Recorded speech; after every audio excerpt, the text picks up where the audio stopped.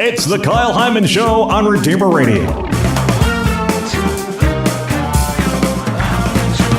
This is Kyle Hyman, and with us today to talk about radical feminism is Fiorella Nash. Thanks for being here, Fiorella. Lovely to be on the show.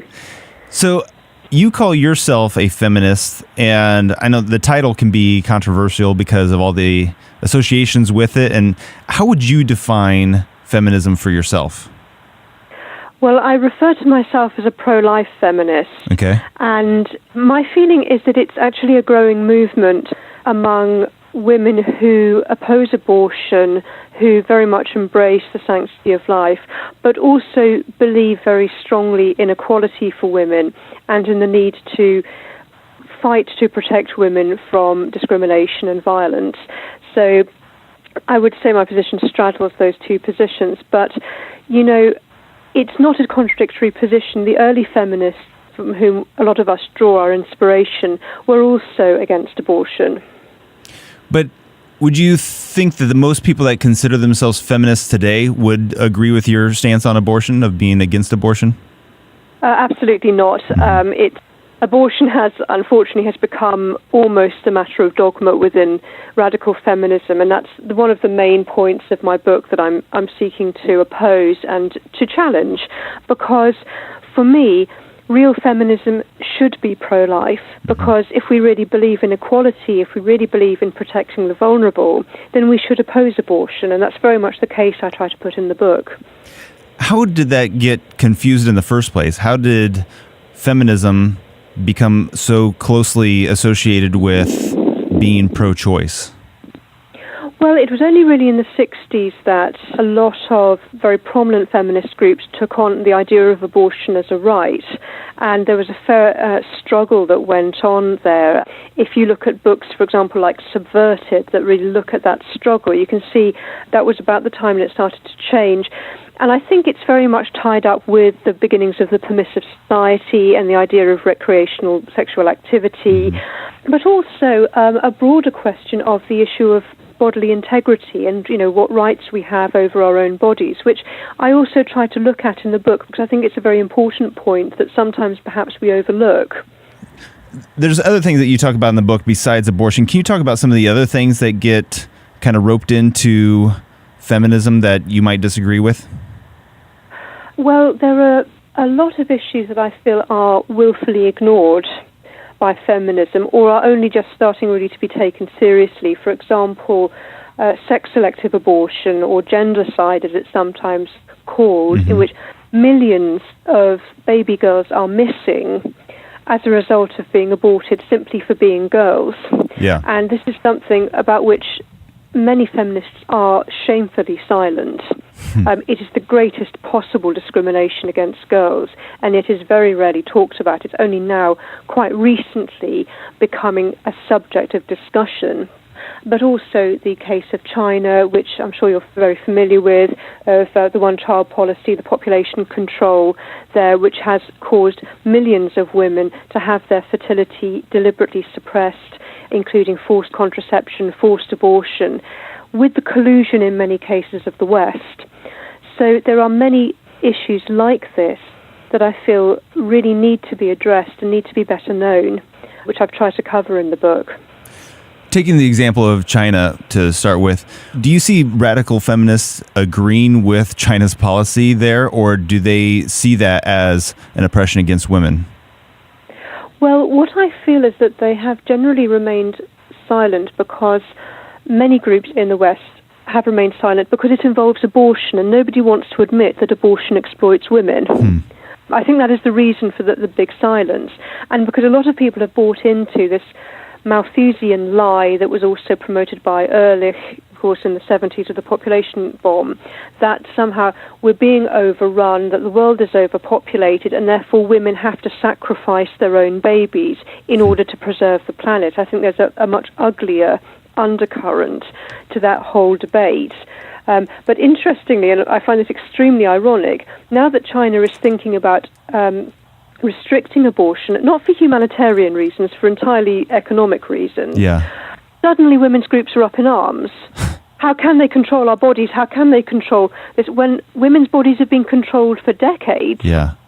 by being forcibly aborted. The irony is almost unbearable. Yeah, so how do they reconcile that? Because it's so obvious, it seems like, but is it just the idea of protecting abortion at that point? I think so. I think that is very, very prominent as a problem. And the way I've noticed that it tends to be dealt with is either to claim that the abuses aren't happening at all, or that if they have happened, it's in the past, or it's just a few maverick family planning officials, and it's not really the policy itself that's to blame, or to pretend that it's a last resort, that it had to happen, it's not pretty, but it's just one of those things, or just to change the subject altogether. I mean, I've had situations where I've tried to discuss the subject, and it's been, oh, well, it's none of my business. What about these women over here in this other country who can't get abortions? This constant diverting of the subject rather than really grasping the nettle. And really, as feminists, we should be brave about this and look squarely at an injustice when it comes, because the situation in China, for example, the ramifications for women have been huge, not just in terms of forced abortion and forced contraception and that absolute suppression of women's fertility, but it's had a knock-on effect in all sorts of other areas. China is the only country in the world which has more female than male suicides. Suicide tends to be regarded as a male problem. China is the only country in the world where more women than men commit suicide, and mostly it's women of childbearing age. Yeah, Interesting. So there are all sorts of issues there. Okay, so one thing that you said that I want to kind of go back to, you said that abortion exploits women. So if we take the religious aspect out of it, and we might take this very secular view of children of being a burden on a person, in what way does abortion exploit women? Well, some of the early feminists spoke of abortion as a sign that society is failing women, because the argument was very much that if a woman has to choose between her safety and motherhood, or between sustaining herself and her motherhood, then something is wrong with society, and abortion is simply feeding that problem. It's a sign that, women's motherhood is not accepted. And that's very much something that pro-life feminists have picked up on, that in a truly just society, no woman would feel that she had to choose between her baby and her career, or her baby and her studies, or her baby and her standing within society or with her family. But beyond that, my feeling is really that the obsession with abortion as something that has to be deemed to be positive for women is making it impossible to have any kind of a conversation about abortion and what it actually does to women. You don't have to be religious to have a problem with abortion and with what it does to women. The huge numbers of women who struggle with abortion, who struggle with post-abortion trauma, for example, are completely ignored. Yeah. We don't even know how many women really battle with that, because they're treated so appallingly, particularly by feminists who see them almost like traitors, as far as I can make out, that they are not getting the help they need. They're not being given a voice. If you look at the materials that are put out by abortion facilities, they tend to be incredibly sketchy on detail. Why don't they want women to see an ultrasound scan? Right. Why do they not want them to look at their own baby?